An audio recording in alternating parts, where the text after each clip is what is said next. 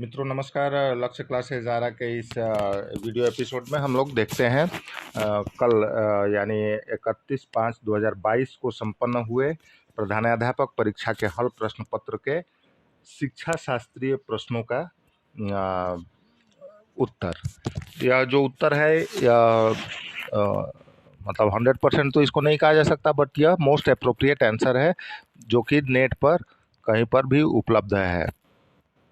देखते हैं हम लोग इसमें पहले प्रश्न को कि निम्नलिखित में से कौन सा प्रावधान धीमे शिक्षार्थियों को शिक्षित करने के लिए सबसे उपयुक्त है। तो इसका सही उत्तर है उपचारात्मक शिक्षण। जो इसका धीमे विद्यार्थी होते हैं, शिक्षार्थी होते हैं जिनकी स्पीड स्लो होती है लर्निंग की, तो उनके लिए उपचारात्मक शिक्षण सबसे उपयुक्त होता है।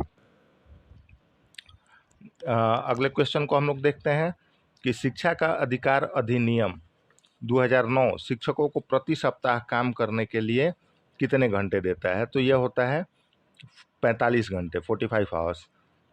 ऑप्शन बी इसका सही उत्तर होगा। अगला प्रश्न देखते हैं हम लोग कि पत्राचार के माध्यम से सीखना एक प्रकार की गैर अनौपचारिक नॉन फॉर्मल शिक्षा है। अगला प्रश्न है कि गुप्त पाठ्यक्रम हिडन कैरिकुलम का जनक किसे माना जाता है। तो हिडन कैरिकुलम के जनक हैं Philip W Jackson, option A. अगला प्रश्न है कि भारत में 10+2+3 पैटर्न की सिफारिश किसके द्वारा की गई थी। तो इसका उत्तर है कोठारी आयोग के द्वारा। कोठारी आयोग संभवतः 1964 इसके द्वारा सिफारिश की गई थी।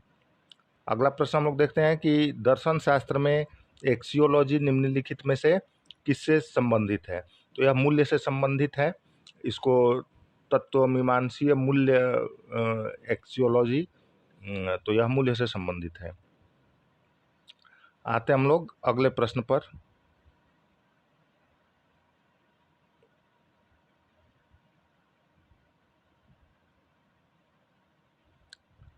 अगला प्रश्न है हमारा कि निम्नलिखित में से कौन सा किशोरों के बारे में एक अवधारणा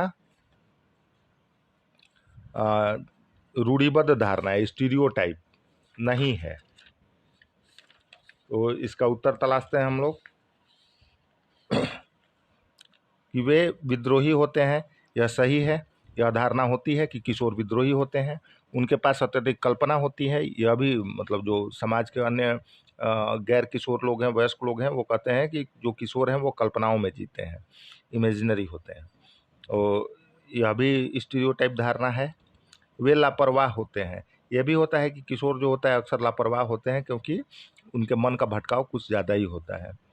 और वे दिखने में अजीब होते हैं। ऑप्शन सी जो है यह स्टीरियोटाइप नहीं है, रूढ़िबद्ध धारणा नहीं है। किशोर अजीब नहीं होते हैं, वह भी सामान्य मनुष्यों की तरह होते हैं और बच्चों की तरह दिखते हैं, वो अजीब नहीं दिखते हैं।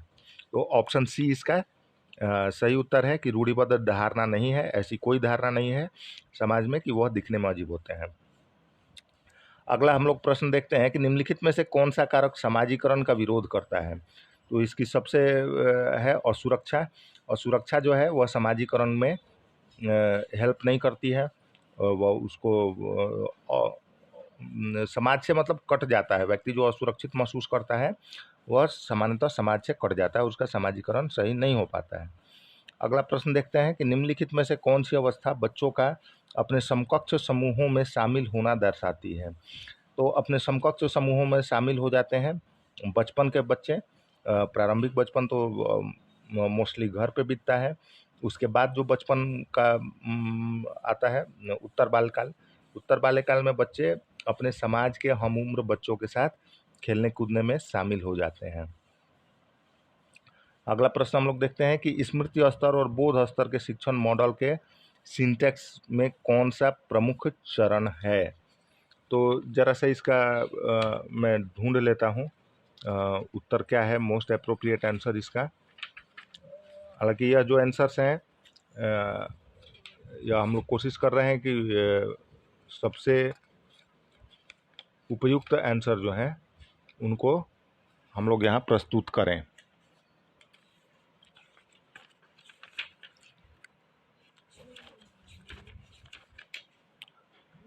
और स्मृति स्तर और बोध स्तर के शिक्षण मॉडल के सिंटेक्स में कौन है? इसका सही उत्तर होगा प्रस्तुतिकरण। प्रेजेंटेशन जो होता है वह स्मृति स्तर और बोध स्तर के शिक्षण मॉडल के सिंटेक्स के चरण में आता है। प्रस्तुतिकरण, प्रोजेक्ट जब हम लोग बनाते हैं, प्रस्तुत करते हैं प्रेजेंटेशन, तो वह स्मृति और बोध का स्तर का होता है। अगला प्रश्न हम लोग देखते हैं कि एक डिस्लेक्सिक शिक्षार्थी जिसमें से किससे पीड़ित होता है? तो डिस्लेक्सिया एक बीमारी होती है जिसमें बच्चों को लिखने में कठिनाई होती है। तो इसका सही उत्तर होगा ऑप्शन डी, लिखने में कठिनाई। अगला प्रश्न हम लोग देखते हैं कि निम्नलिखित में से कौन सा रेटिंग पैमानों की सीमा है? वो रेटिंग के पैमाने जो होते हैं उनकी भी अपनी सीमाएं होती हैं, वह कहाँ तक काम करेगा और कहाँ के बाद वह काम नहीं कर पाएगा। तो मानवीय निर्णयों पर आधारित रेटिंग जो होता है वह व्यक्तिगत पूर्वाग्रहों के कई स्रोतों के अधीन होता है। अगर जब रेटिंग कर रहे हैं और उसमें ह्यूमन इंटरफेरेंस है तो निश्चित तौर पर हर एक ह्यूमन बीइंग का जो भी है शोधकर्ता है या सूचना संग्राहक जो है वह किसी न किसी पूर्वाग्रह से ग्रस्त हो सकता है, और यह पूर्वाग्रह ग्रसिता जो है यह कहीं ना कहीं इस पैमाने की लिमिटेशन हो जाती है कि इस लिमिट के बाद यह कार्य नहीं कर पाएगा। तो इसका सही उत्तर हो जाएगा ऑप्शन बी।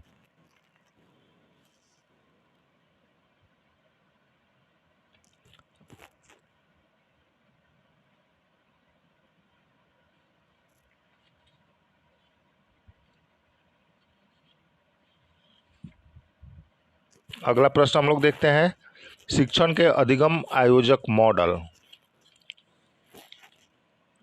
के अनुसार, अग्रिम आयोजक मॉडल के अनुसार सामग्री को व्यवस्थित करने के लिए निम्नलिखित में से किस सिद्धांत का उपयोग किया जाता है?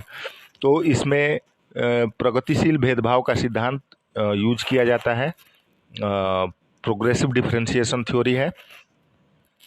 अगला प्रश्न हम लोग देखते हैं कि इनमें से किसने सुझाव दिया कि अहंकारवाद छोटे बच्चे को भाषा सीखने को प्रभावित करता है? तो इसका सही उत्तर होगा ऑप्शन ए,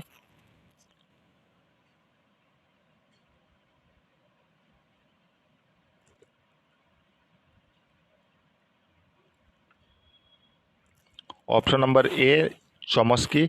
नाम चॉम्स्की जो कि एक प्रसिद्ध भाषाविद थे, इन्होंने एलएडी का भी अवधारणा दी थी, लर्निंग एक्विजिशन डिवाइस, जो बच्चों के अंदर जन्मजात होती है। भाषा एक्विजिशन उसको बोलते हैं, ग्रहणशीलता उपकरण जो होता है उसको उन्होंने कहा कि यह बच्चे में जन्मजात होती है, और अहंकारवाद भाषा सीखने को प्रभावित करता है। यह प्रसिद्ध मनोवैज्ञानिक और भाषाविद भी थे।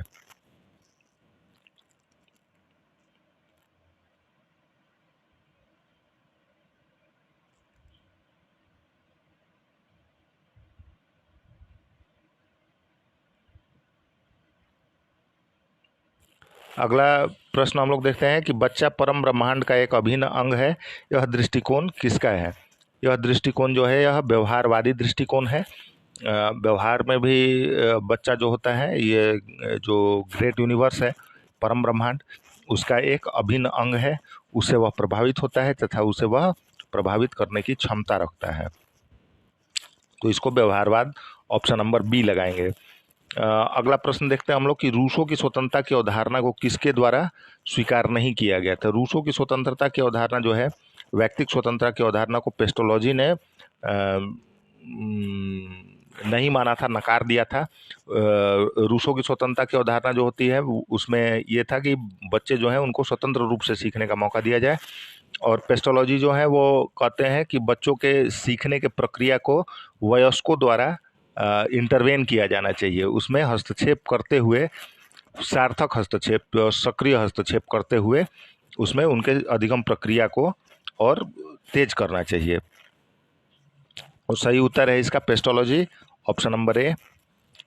अगला प्रश्न देखते हैं हम लोग कि भारतीय संविधान का कौन सा अनुच्छेद प्राथमिक स्तर पर मातृभाषा में शिक्षा की सुविधा से संबंधित है? इसका सीधा संबंध है अनुच्छेद 350A से, ऑप्शन नंबर बी। अगला प्रश्न देखते हैं हम लोग, पुस्तक द लाइफ डिवाइन किसके द्वारा लिखी गई है? तो लाइफ डिवाइन के लेखक हैं Arvind Ghosh, option number C Arvind Ghosh इसका सही उत्तर है। अगला प्रश्न हम लोग देखते हैं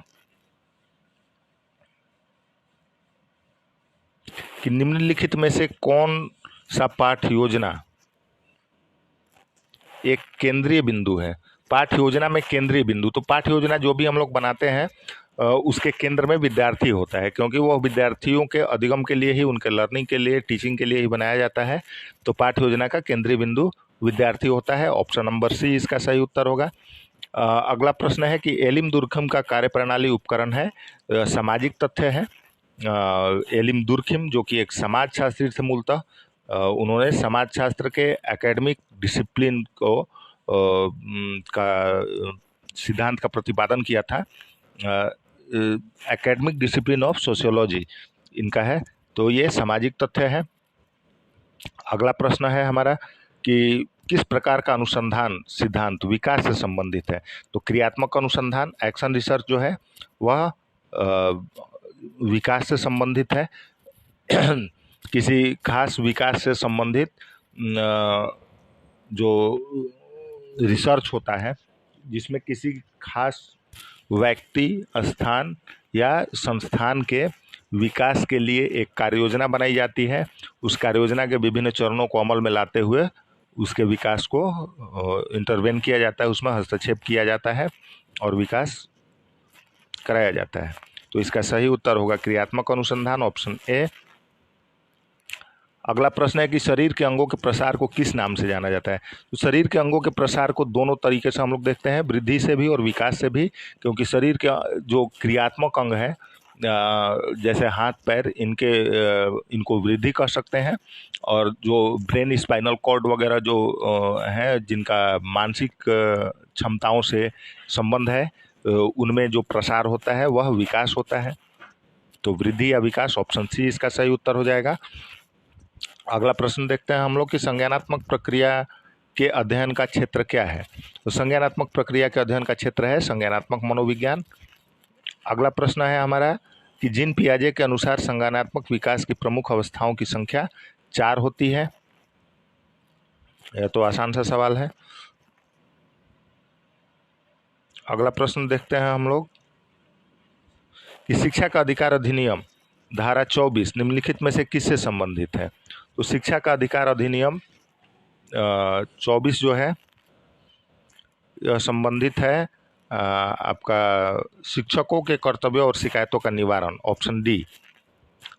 अगला प्रश्न है भारतीय प्रणाली के अनुसार शिक्षा क्या है। तो भारतीय प्रणाली के अनुसार शिक्षा वर्तमान में सीखना है, लर्निंग है, जिसमें से कि बहुत सारे चीज़ों को सीखते हैं बच्चे, विषय वस्तु को सीखते हैं, लाइफ स्किल्स को सीखते हैं। तो सीखना जो है वह ऑप्शन डी है। निम्नलिखित में से किसने उद्दीपन प्रतिक्रिया संबंध को सीखने की मूल इकाई माना है। तो यह व्यवहारवादी अधिगम का सिद्धांत है, ऑप्शन डी। उद्दीपन प्रतिक्रिया संबंध, जैसा कि हम लोग सब जानते होंगे कि चूहों पर प्रयोग किया गया था। कुछ चूहों पर प्रयोग करने के साथ उद्दीपन दिया गया उनको और फिर उनका प्रतिक्रिया आया। इसी तरह से बहुत सारे जानवरों के साथ किया गया प्रयोग, उसके बाद मानवों के साथ किया गया। तो यह व्यवहारवादी अधिगम का सिद्धांत है। अगला प्रश्न है कि इनमें से कौन सीखने के लिए रचनावादी दृष्टिकोण से जुड़े हुए हैं। वाइगोत्स्की जो है वह रचनावादी दृष्टिकोण से जुड़े हुए विद्वान हैं। अगला प्रश्न देखते हैं कि एक बच्चे की सामाजिक शिक्षा वास्तव में शुरू होती है जैसे ही वह जन्म लेता है। समाजीकरण की प्रक्रिया जो होती है वह जन्म के साथ शुरुआत होती है उसकी, और मृत्यु पर्यंत चलती है। मृत्यु के बाद भी जब अंतिम संस्कार होते हैं या उसके बाद भी सामाजिक रूप से उन बंधनों को लोग निभाते हैं। तो जब तक मतलब जीवन है, जब से धरती पर आए और जब तक है तब तक समाजीकरण की प्रक्रिया चलते रहती है। आइए चलते हैं अगले प्रश्न की तरफ हम लोग और देखते हैं क्या है अगला प्रश्न।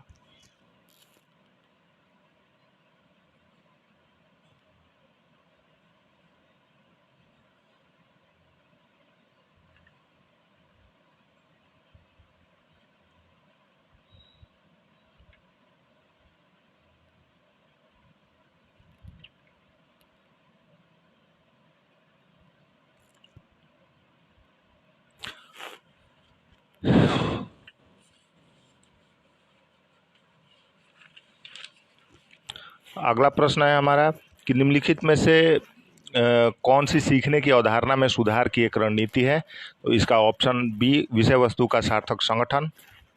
अगला टॉपिक है हमारा कि शिक्षा आयोग 1964-66, शिक्षा आयोग 1964-66 जिसे कोठारी आयोग भी कहा जाता है, इसका शीर्षक था शिक्षा और राष्ट्रीय विकास, ऑप्शन डी। अगला प्रश्न है कि निम्नलिखित में से कौन सा शिक्षण के अंतःक्रियात्मक चरण के दौरान किया जाता है। तो अंतःक्रियात्मक, इसमें देखते हैं ऑप्शंस को कि शिक्षण के लक्ष्यों का निर्माण और पढ़ाई जाने वाली सामग्री के बारे में निर्णय, ऑप्शन ए और बी जो है यह प्री क्लासरूम एक्टिविटी है। क्लासरूम में इंटर करने के पहले ही लक्ष्यों का निर्माण कर लेते हैं और सामग्री के बारे में निर्णय कर लेते हैं। यहाँ पूछा जा रहा है अंतःक्रियात्मक चरण, इंटरैक्टिव सेशन जो होता है, जब बच्चे और शिक्षक इंटरेक्ट कर रहे होते हैं वर्ग कक्ष में, उस समय क्या किया जाता है। तो ये दोनों ए और बी नहीं किया जाता है, यह पहले ही कर लिया जाता है। शिक्षार्थियों के रुचियों और क्षमताओं के बारे में निदान, तो उनकी क्षमताओं का आकलन वर्ग कक्ष के दौरान किया जाता है, मगर निदान उनका वर्ग कक्ष के बाद ही किया जाता है। जब एक बार अंतःक्रिया समाप्त हो जाती है तब उसके निदान के बारे में प्लानिंग करते हैं और फिर उसको करते हैं। और उपयुक्त परीक्षण उपकरणों का चयन, परीक्षण जो है मूल्यांकन या परीक्षण जो है वह अंतःक्रिया के बाद करते हैं। तो शिक्षण का अंतःक्रियात्मक चरण के दौरान उपयुक्त में से कोई नहीं या उपयुक्त में से एक से अधिक, ऑप्शन ई है इसका सही उत्तर। और देखते हैं हम लोग 44 अगला प्रश्न कि एक शिक्षक वास्तव में तब तक नहीं पढ़ सकता जब तक कि वह स्वयं नहीं सीख रहा है। यह कथन है रविंद्रनाथ टैगोर का। अगला प्रश्न है कि स्वामी विवेकानंद ने निम्नलिखित में से किस अवधारणा पर बल दिया है। तो स्वामी विवेकानंद मानव निर्माण शिक्षा के समर्थक रहे हैं, इन्होंने मानव निर्माण शिक्षा पर बल दिया है। तो ऑप्शन बी होता है इसका सही उत्तर। और अगला प्रश्न जो है सहकारी अधिगम की अवधारणा किसने प्रस्तुत की है। इसका उत्तर वास्तव में मेरे पास भी नहीं है और इसको सर्च करके हम लोग कोशिश करेंगे कि आप तक पहुंचा दिया जाए, बट फिलहाल इसका उत्तर अनुपलब्ध है।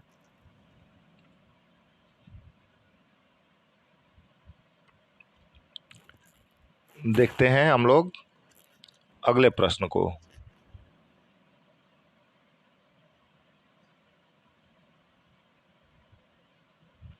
सार्वभौमिक बुद्धि पद सबसे पहले पीटर सालोवे और John Mayer, option A Peter Salovey और जॉन मेयर। इसका दूसरा सवाल जो है सार्वभौमिक बुद्धि के मॉडल में कितनी सार्वभौमिक क्षमताएं शामिल हैं, इसका उत्तर फिलहाल मेरे पास नहीं है। अगला प्रश्न हम लोग देखते हैं कि विद्यार्थियों के सीखने की कठिनाइयों को पहचान करने के लिए किस प्रकार के आकलन का उपयोग किया जाता है। तो सीखने की कठिनाइयों की पहचान करने के लिए बेंचमार्क आकलन, ऑप्शन सी सही उत्तर होगा। अगला प्रश्न है किस प्रकार का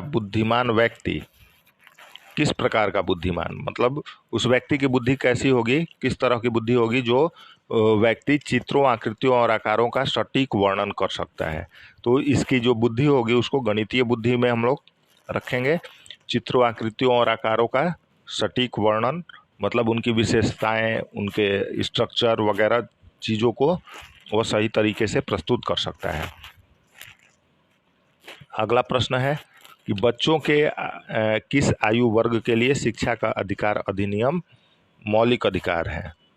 तो यह ऑप्शन सी 6 से 14 साल के बच्चों के लिए शिक्षा का अधिकार जो है वह मौलिक अधिकार है।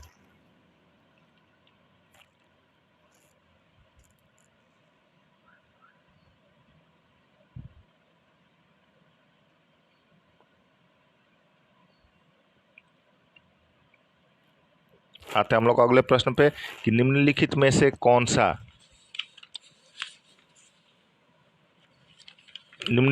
कौन सा बचपन के दौरान बौद्धिक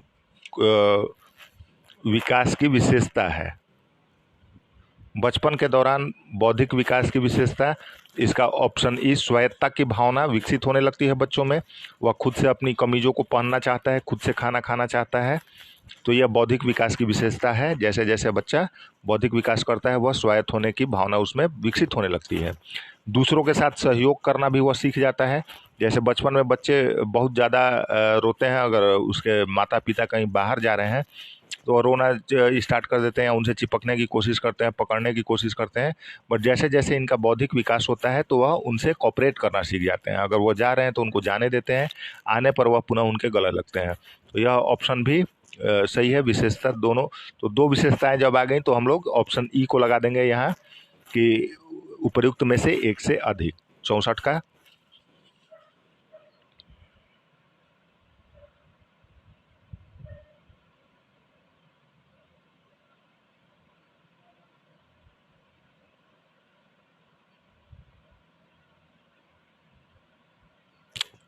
कुछ तकनीकी समस्याएं आ रही हैं मेरे साथ।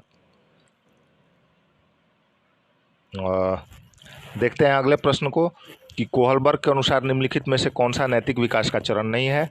तो इसमें ऑप्शन बी फलिक चरण जो है यह कोहलबर्ग का चरण नहीं है। इन्होंने 3 चरणों की पहचान की है, पूर्व परंपरागत, परंपरागत और पश्च परंपरागत। तो ऑप्शन बी जो है फलिक चरण, यह सही उत्तर होगा। अगला प्रश्न हम लोग देखते हैं कि वृद्धि और विकास के बारे में निम्नलिखित में से कौन सा कथन सही नहीं है। तो सही नहीं है, वृद्धि विकास के बिना संभव नहीं है, यह जो है गलत है। वृद्धि विकास के बिना भी संभव है। विकास हम वृद्धि फिजिकल स्ट्रक्चर में केवल बढ़ोतरी संभव है और यह विकास नहीं है। केवल उसके आकार आकृति में परिवर्तन को हम लोग विकास नहीं कह सकते हैं, वह वृद्धि है और वह बिना विकास के भी संभव है। तो इसका ऑप्शन नंबर सी जो है वह सही उत्तर हो जाता है। अगला प्रश्न है कि पियाजे के अनुसार संरक्षण की संक्रिया संज्ञानात्मक विकास के निम्नलिखित में से किस चरण में उभरता है।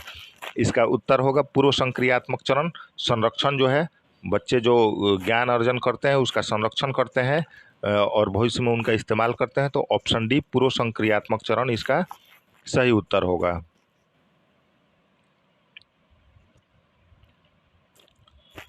आइए देखते हैं और प्रश्न पत्र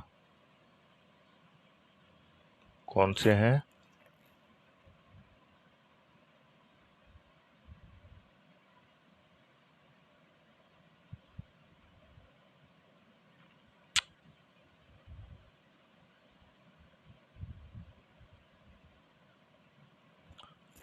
सॉरी फॉर इंटरप्शन, यहाँ पे कुछ समस्याओं के कारण हम लोग सही तरीके से नहीं कर पा रहे हैं, बट कोशिश है कि सही उत्तर आप तक पहुंचाया जाए जिससे आप अपना स्कोर देख सकें, समझ सकें। तो हम लोग देखते हैं नकारात्मक शिक्षा की अवधारणा। नकारात्मक शिक्षा की अवधारणा जो है वह किस स्कूल से संबंधित है। थोड़ा सा मैं इसको एडजस्ट कर देता हूं ताकि बेहतर तरीके से यह आपको दिख सके।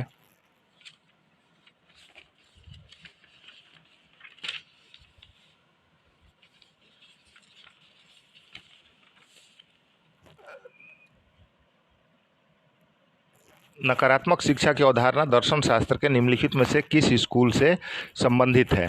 तो यह प्रकृतिवाद है। प्रकृतिवादी जो है वह नकारात्मक शिक्षा की अवधारणा को मानते हैं और वह मानते हैं कि नकारात्मकता जो है वह प्राकृतिक रूप से व्यक्तित्व का एक पहलू है। तो लर्निंग के प्रोसेस में इसको हम लोग नेग्लेक्ट नहीं कर सकते हैं। अगला प्रश्न है कि शिक्षण की परियोजना पद्धति दर्शन शास्त्र के निम्नलिखित में से किस स्कूल द्वारा प्रतिपादित की गई थी। परियोजना पद्धति मतलब प्रोजेक्ट सिस्टम जो अभी चलता है, जिसको हम लोग व्यवहारिक शिक्षण भी कहते हैं। तो यह व्यवहारवाद से संबंधित है। इसमें व्यवहारात्मक ज्ञान के व्यवहारिक एप्लीकेशन को महत्व दिया गया है।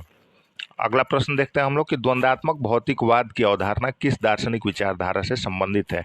द्वंद्वात्मक भौतिकवाद मार्क्सवादी विचारधारा से संबंधित है और ऑप्शन बी इसका सही उत्तर होता है। अगला प्रश्न जो है, किसने कहा है कि बच्चे को बहुत सारी जानकारी देना उसे परीक्षा उत्तीर्ण कराना शिक्षा का सबसे बुद्धिहीन रूप है। यह स्टेटमेंट अभी हमारे जानकारी में नहीं है, इसलिए इसका उत्तर देने से हम अभी बचेंगे। अगला प्रश्न देख लेते हैं हम लोग कि भारतीय संविधान का कौन सा अनुच्छेद किसी भी व्यक्ति को कानून के समक्ष समता और कानून के समान सुरक्षा प्रदान करता है? ऑप्शन नंबर बी, अनुच्छेद 14 इसका सही उत्तर होगा। और कैसी शिक्षा जो है वह जीवनोन्मुखी है? तो शिक्षा हमेशा जीवनोन्मुखी होती है, किसी भी तरह की शिक्षा हो वह जीवनोन्मुखी ही होती है, जीवन की तरफ ही उन्मुख करता है।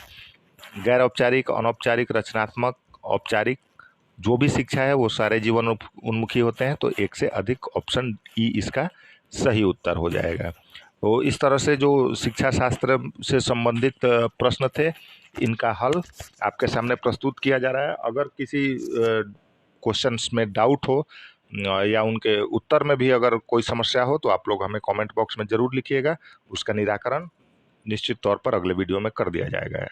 धन्यवाद, आज के लिए इतना ही।